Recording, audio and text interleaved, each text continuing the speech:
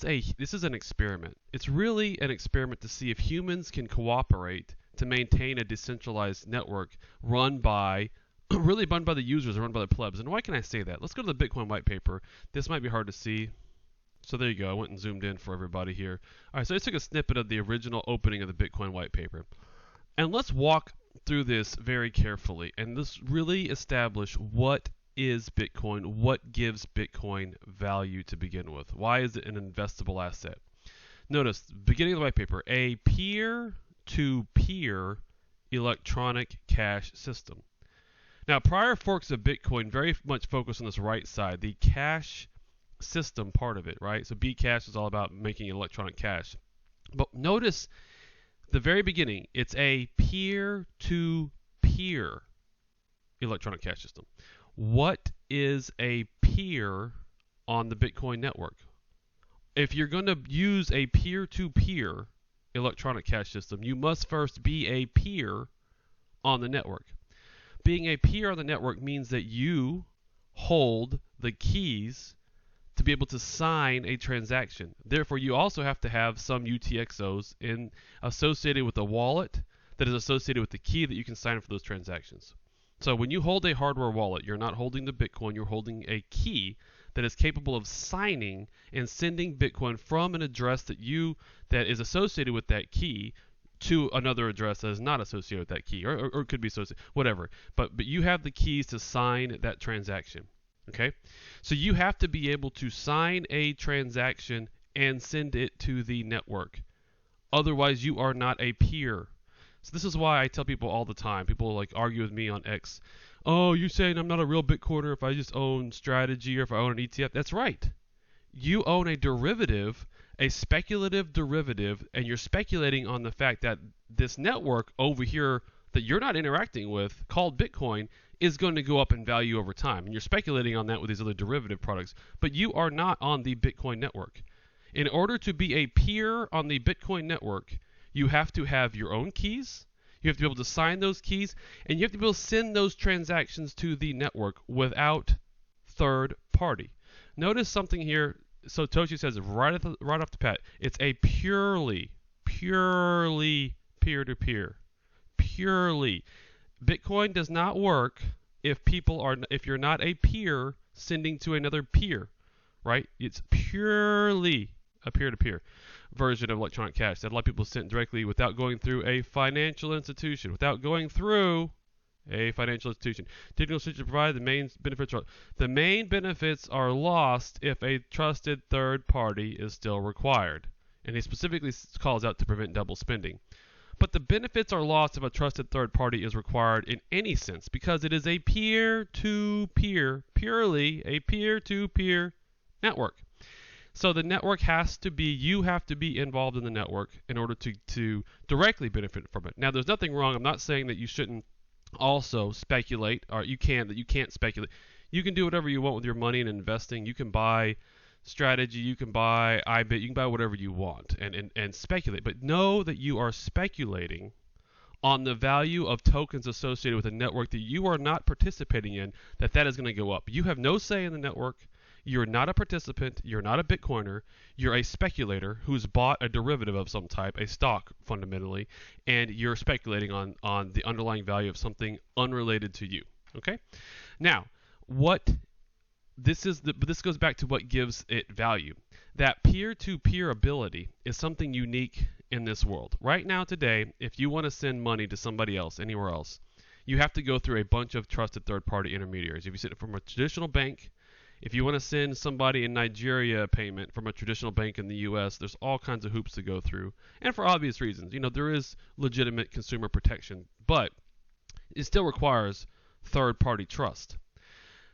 Bitcoin does not require third-party trust if done right, which again means as an individual, to be a self-sovereign individual on the Bitcoin network, you must hold your own keys. And then you must run a node so that when you advertise your transactions, when I want to send you money or you want to send me money directly on the Bitcoin network as two peers, we have to be able to advertise that transaction directly to the network without a trusted third party of any type. So when if you go buy a Trezor or a Cold Card or a Ledger or whatever, If you simply just light up a wallet address and you send Bitcoin from an exchange to that wallet, you are still not a peer on the network because you are reliant to send that back off of your wallet, back to Coinbase, back to some other user, send it to me, send it to somebody else. That hardware wallet is encoded to use a node run by the manufacturer of that hardware that wallet, and you fundamentally have to have their permission to send that. It's a third party. It doesn't matter if you have their permission or not. It doesn't matter if today, nobody cares and nobody's going to actually stop you. It's not, they're not actually gating it. The fact that a third party is used, the benefits are lost if a trusted third party is required. You have a trusted third party in that interaction if you hold a hardware wallet and you try to send a transaction without your own node. That is why running your own node is critical to being a peer on the peer-to-peer network. You cannot advertise your own transactions trustlessly without going through a third party of some type. So you have to hold your own keys and run your own node. Okay. Now, with this goes on to talk about the proof of work being really critical, and that the longest chain serves as a witness of events, the largest pool of CPU power. As long as the majority of CPU power is controlled by nodes that are not cooperating, and it says to attack the network, but really any form of cooperation any form of cooperation by the hashing power of the network is a centralization mechanism. If hashers are cooperating, they inject this concept of permission or third party, because if the majority of the CPU power on the network is at any point cooperating for any reason at all, if they're allowed to cooperate, if they're not completely decentralized and beholden to the nodes, then they have injected a form of centralization and a form of permission, because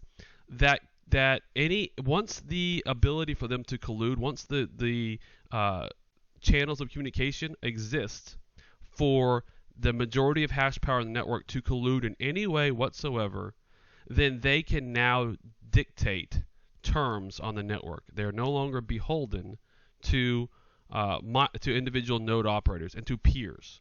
So now Satoshi, when he wrote this white paper in this section right here, he didn't envision miners to be a completely separate entity from node runners, right? He thought of the network as a node runner. You have a CPU in your computer. You contribute hash power via your CPU to help secure the network, and thus node runners and miners were supposed to be one and the same thing. So let's get back to, I'll weave this in later with why I'm planning to support the new algorithm switch, and I'll be mining on that. But a big part of being a peer on the network is not just that, yes, if you have a hardware wallet and you have your own node you can advertise, I consider you a real Bitcoiner.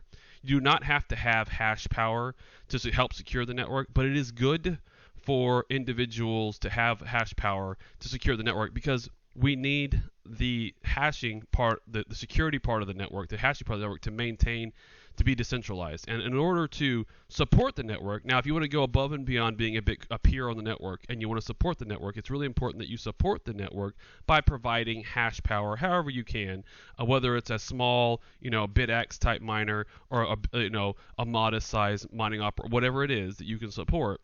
It's important that you support it. It's not 100% necessary for you to be a self-sovereign individual on the network. All that's required is you hold your own keys and you run your own node. But providing hash power is really critical to maintaining the maintenance of the network and the maintaining of your investment. If you've invested in Bitcoin, you're invested in this, however, even if it's through a derivative, you should still do all these things. You should still have your own keys and run your own node and provide hash power to the network, even if 99% of your money is sitting in strategy. Why? Because you want to help maintain the purity of the peer-to-peer network. Okay.